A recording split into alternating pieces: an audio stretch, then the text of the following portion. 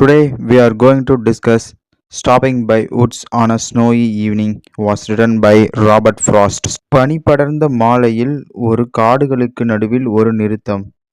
இதுதான் இந்த போம் பெயர். இது வந்து ஒரு தமிழ் அர்த்தம். இங்கிலீஷில் வந்து stopping by woods on a snowy evening அப்படின்னு சொல்லுவாங்க. இந்த போமோட கவிஞர் யாருன்னு பார்த்தீங்கன்னா ராபர்ட் ஃப்ராஸ்ட். ஆத்தர் வந்து ராபர்ட் ஃப்ராஸ்ட். ஓகே, இப்போ வாங்க நம்ம போம் லைன்ஸ்குள்ளே போயிடலாம்.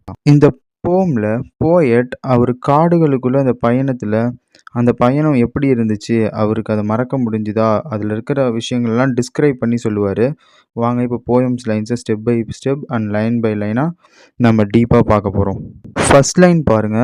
Who woods these are I think I know. இது யாருடைய காடு, நான் நினைக்கிறேன் இது எனக்கு ஏற்கனவே தெரியும்னு. His house in the village though. அவருடைய வீடு வந்து கிராமத்தில் இருக்கு. He will not see me stopping here. அவர் எப்படியும் பார்க்க போகிறதில்ல நான் இங்கே வந்து அவர் காட்டில் நிற்கிறத. To watch his woods fill up with snow. அவருக்கு தெரியாது அவர் காடு வந்து இங்கே பனி சூழ்ந்து அழகாக காட்சி அளிக்குது என்று. இதுதாங்க இந்த ஃபர்ஸ்ட் லைனில் இருக்கு. வாங்க ஒரு டைம் படித்து சொல்லிடுறேன். Who Woods these are I think I no. He's house in the village தோ. He will not see me stopping here.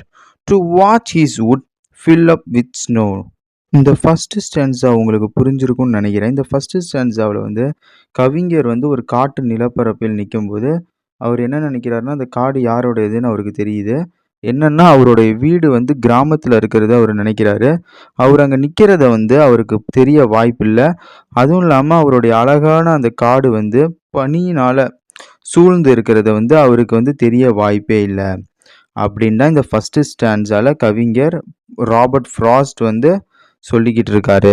நிறைய பேர் ஃபாரஸ்ட்னா காடுன்னு நினச்சிட்டு இருக்காங்க, அதுவும் தான். பட் இந்த வுட்ஸும் வந்து ஃபாரஸ்ட்டை வந்து குறிக்கிற விதமாக தான் இருக்குது. ஓகேவா, இப்போ பார்த்தீங்கன்னா நம்ம செகண்ட் ஸ்டான்ஸாவுக்கு போயிடலாம்.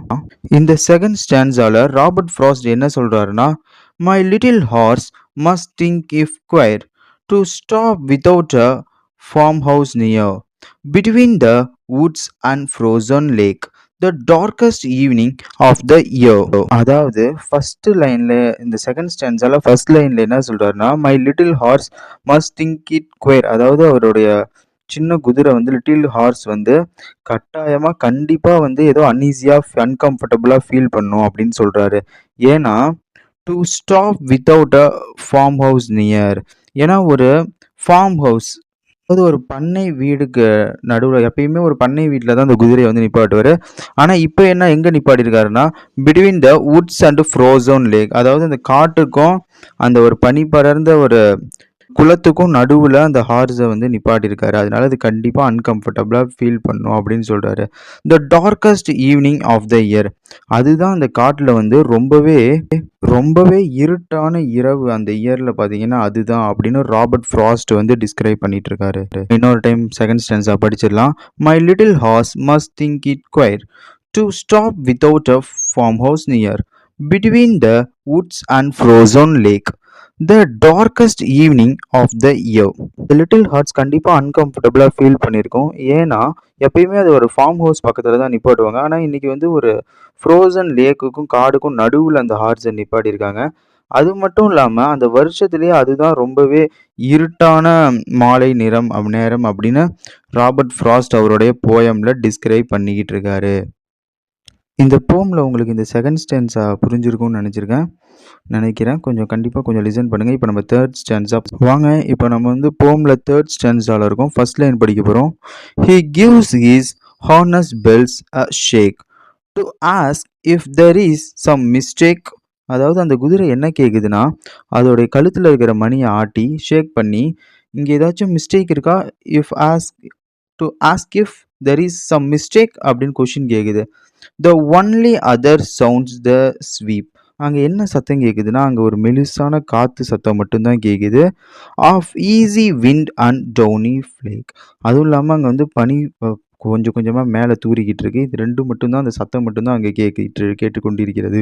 போயம் லைன்ஸ் ஒரு டைம் படிச்சிடலாம். தேர்ட் ஸ்டான்ஸால இருக்கும். He gives his harness bells a shake to ask if there is some mistake the only other sounds the sweep of easy wind and downy flake. அவ்வளோதான் guys, 3rd stanza முடிச்சிட்டோம். உங்களுக்கு புரிஞ்சிருக்கும்னு நம்புறோம்.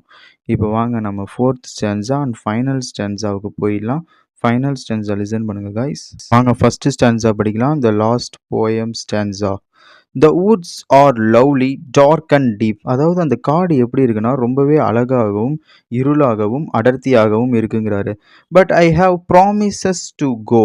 ஆனால் அவர் வந்து என்ன பண்ணியிருக்காருன்னா, ராபர்ட் ஃப்ராஸ்ட்டுக்கு பார்த்தீங்கன்னா அந்த போயிட்டு என்ன சொல்றாருன்னா, அந்த இடத்த விட்டு அவருக்கு போக மனசே இல்லை.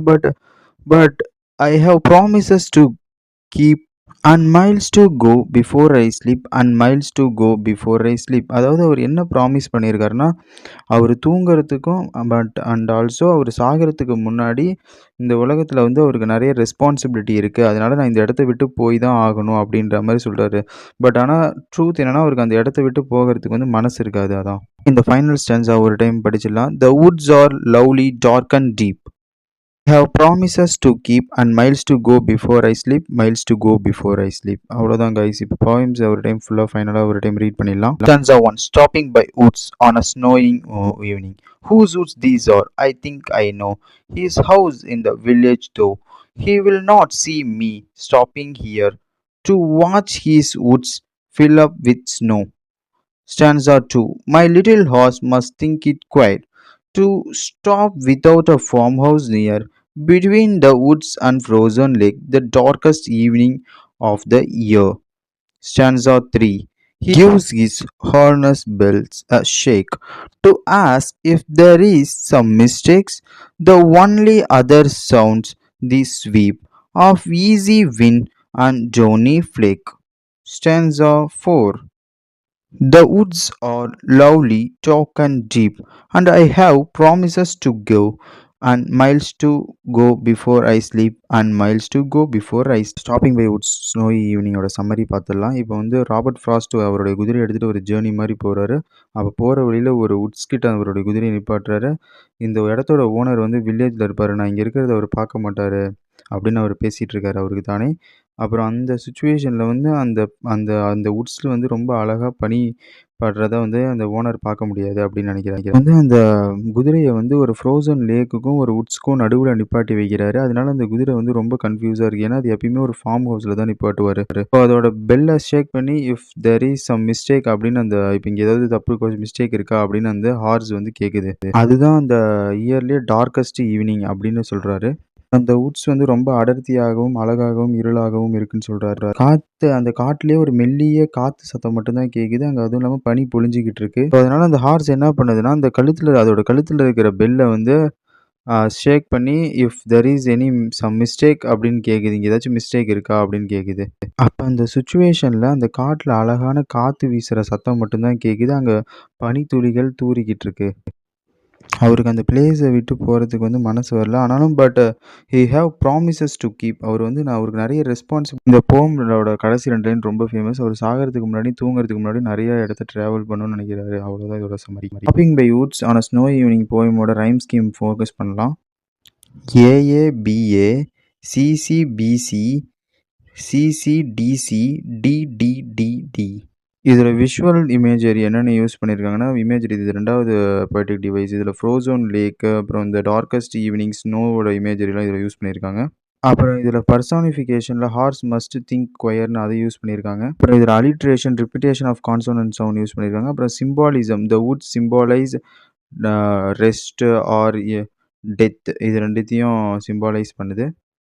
இந்த ப்ராமிசஸ் வந்து டியூட்டிஸ் அண்ட் ரெஸ்பான்சிபிலிட்டிஸை ஆஃப் லைஃப்பை வந்து சிம்பாலைஸ் பண்ணுது. ஆக்சுவலாக இதில் வந்து மெட்டாஃபர் வந்து ஜேர்னி ஆஃப் த போயட், இது எல்லாமே இதில் ரிப்பிட்டேஷனும் யூஸ் பண்ணியிருக்காங்க. And miles to go before I sleep and miles to go before I sleep, இது வந்து 2வும் வந்து நம்ம பார்க்க முடியும். டெத்தையும் இது சிம்பாலைஸ் பண்ணுது, அப்புறம் வந்து ரெஸ்ட்டையும் சிம்பாலைஸ் பண்ணுது. Okay guys, thank you, bye by.